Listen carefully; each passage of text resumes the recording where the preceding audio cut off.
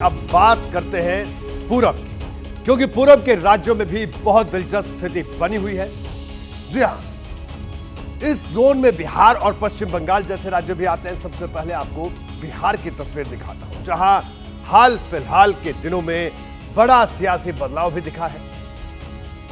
ABP news सी voter का सर्वे बताता है कि यहां बीजेपी गठबंधन को 39% वोट मिल सकते हैं, जबकि महागठबंधन के खाते में 43% वोट जा सकते हैं। वहीं अगर अन्य की बात करें तो अन्य के खाते में यहां पर 18% वोट जा सकते हैं। यह तस्वीर बिहार की बनती हुई दिख रही है। वहीं अगर ये तो वोट प्रतिशत की बात हुई, वहीं अगर सीट की बात करें तो देखिए, सीट की अगर बात करें तो बीजेपी यानी एनडीए को 16 से 18 सीट मिलने का अनुमान है। महागठबंधन की अगर बात करें तो 21 से 23 सीट महागठबंधन को मिल सकती है और अन्य को 0 से 2 सीट मिलने का अनुमान बिहार में इस सर्वे के मुताबिक है। महागठबंधन भले ही अभी बढ़त बनाए हुए है, लेकिन बिहार ऐसा राज्य है जहां आने वाले दिनों में कुछ भी मुमकिन है। कुछ दिन पहले ही नीतीश कुमार ने ललन सिंह को हटाकर जेडीयू का अध्यक्ष पद संभाला है और इसी सियासी परिवर्तन के बाद इंडिया गठबंधन के भीतर भी कई तरह के सवाल उठ रहे हैं। अब जो स्थिति धीरे धीरे बनती जा रही है कि इंडिया अलायंस में नीतीश कुमार संयोजक नहीं बनाया गया है, आपस में ही तो तालमेल तारतम्य दिखाई नहीं पड़ रहा है और देश के स्तर पर तो भी कई और खींचतान है। इंडिया अलायंस में INDIA कहीं पर भी सही दिखाई नहीं पड़ रहा है और आपस में ही खींचतान पूरी तरह से बनी हुई दिखाई पड़ रही है। अब पूरब के एक दूसरे बड़े राज्य की बात करते हैं। ये राज्य भी कम दिलचस्प नहीं है। पश्चिम बंगाल में कैसी सियासी हलचल है ये मैं आपको लगातार बता रहा हूं, लेकिन सी वोटर का सर्वे क्या कहता है वो भी देखना बेहद जरूरी है। इस राज्य में बीजेपी को 39% वोट मिलते हुए नजर आ रहे हैं, जबकि टीएमसी के खाते में 44% वोट शेयर जा सकता है। कांग्रेस गठबंधन को यहां 8% और अन्य पार्टियों को 9% वोट मिल सकते हैं। ये ओपिनियन पोल बताता है इस राज्य की स्थिति। इसी तरह अगर सीटों की बात की जाए तो पश्चिम बंगाल की 42 सीटों में से बीजेपी 16 से 18 सीट जीत सकती है, जबकि टीएमसी को 23 से 25 सीट मिलने का अनुमान है और कांग्रेस की स्थिति इस राज्य में अभी भी सही नहीं है। लेफ्ट के साथ रहते हुए उसे राज्य से ज्यादा से ज्यादा 2 सीटें इस राज्य में मिल सकती हैं। पश्चिम बंगाल में बीजेपी कुछ सालों में तेजी से उभरती रही है। यह अलग बात है कि वो टीएमसी की बराबरी नहीं कर पाई है, लेकिन आंकड़ों के लिहाज से बीजेपी का प्रदर्शन काफी बेहतर रहा है। और दूसरी तरफ वो इंडिया गठबंधन है जो अभी भी ये तय नहीं कर पाया है कि कितनी सीटों पर कौन चुनाव लड़ेगा। आपको पश्चिम बंगाल में कांग्रेस के एक बड़े नेता का बयान सुनवाता हूं। इस बयान के जरिए आपको समझ में आ जाएगा कि टीएमसी और कांग्रेस के बीच राज्य स्तर पर कितनी तल्खी है। मैं खुद वो पिछले चुनाव में भी मैं ममता बनर्जी और बीजेपी दोनों को हरा के जीते हैं। इससे एक बार नहीं, बार बार उन दोनों को हरा के मैं जीतते आते हैं। उसके आगे भी जीते हैं, जरूरत पड़े बार बार करते रहेंगे। देखिए, पश्चिम बंगाल के बाद अब बात करते हैं छत्तीसगढ़ की। इस राज्य में भी पिछले दिनों विधानसभा चुनाव हुए। नतीजों ने सारी अटकलों और अनुमानों को हवा में उड़ा दिया। मोदी का चेहरा इस राज्य में किस हद तक कामयाब हुआ उसे उन परिणामों ने समझा दिया। और अब बारी है लोकसभा चुनाव की। सबसे पहले आपको सर्वे का आंकड़ा दिखाता हूं। छत्तीसगढ़ का आंकड़ा क्या दिखाता है।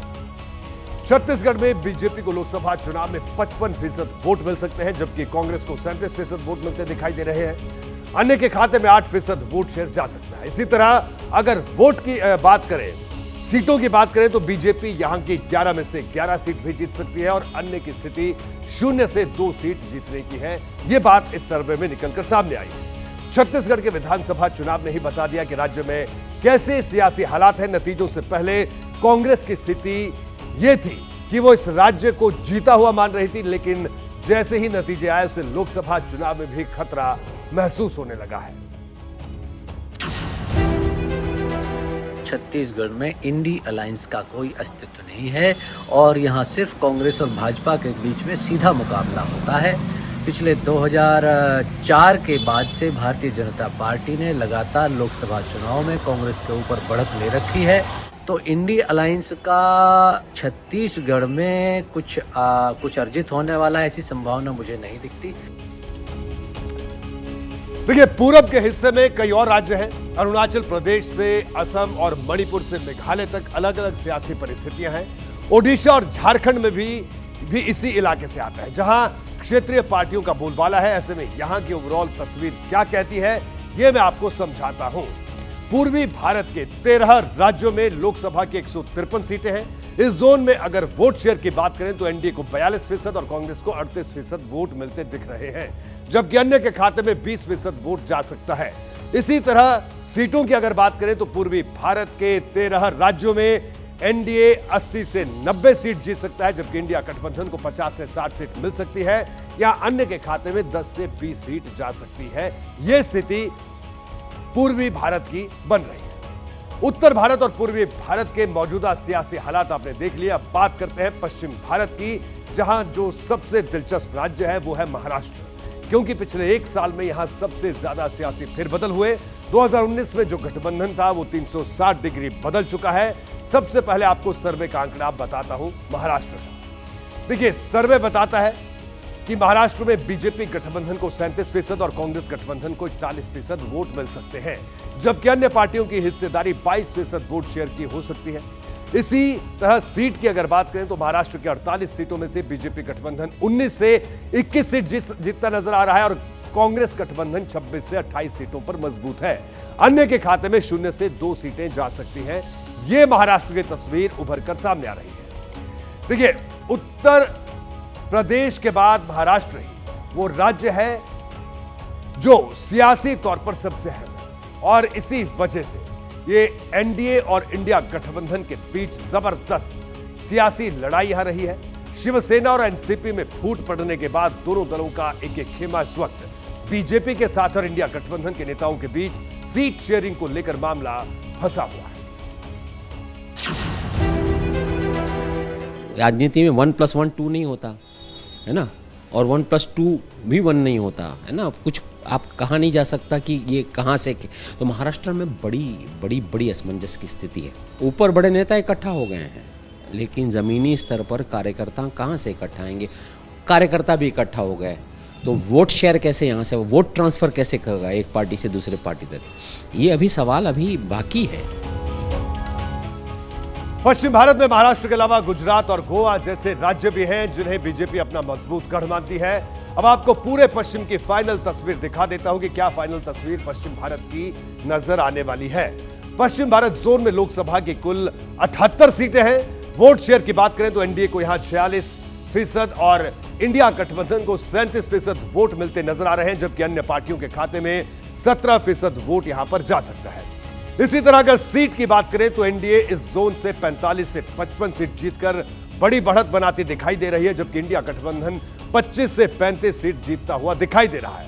अन्य को यहां 0 से 5 सीट मिल सकती है। यह स्थिति यहां पर सीटों के लिहाज से बन रही है। यानी तस्वीर यही कहती है कि उत्तर भारत हो, पूर्व भारत हो या पश्चिमी भारत हो, इन तीनों ही जोन में एनडीए की मौजूदा वक्त में काफी मजबूत स्थिति है।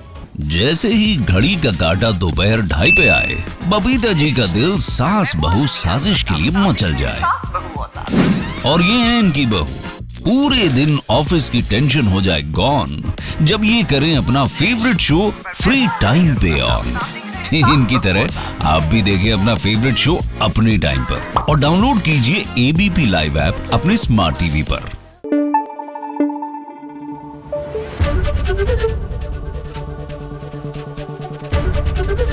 एबीपी न्यूज आपको रखे आगे।